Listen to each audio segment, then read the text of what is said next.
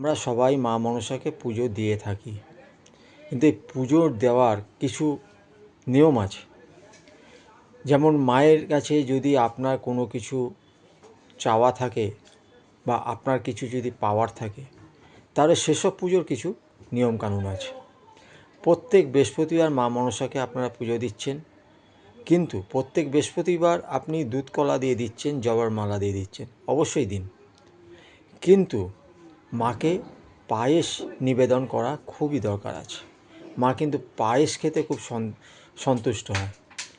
মাকে যদি প্রত্যেক রবিবার যদি মাকে পায়েস দিতে পারেন, মানে মা মনসাকে নাম ধরে আমরা ডাকি না, আমি ভিডিওটা করার জন্য নাম ধরছি, আমরা বলি সোনা মা। মা মনসাকে যদি প্রত্যেক বৃহস্পতিবার পুজো দিচ্ছেন আর রবিবার দিন মাকে, মা মনসাকে যদি পায়েস নিবেদন করেন, তাহলে এর থেকে বড় উপকার আপনি হবেন না। মা খুব সন্তুষ্ট হয়। মাকে প্রত্যেক রবিবার পায়েস নিবেদন করুন মা মনসাকে। জয় মা মনসা, জয় মা মনসা, জয় মা মনসা।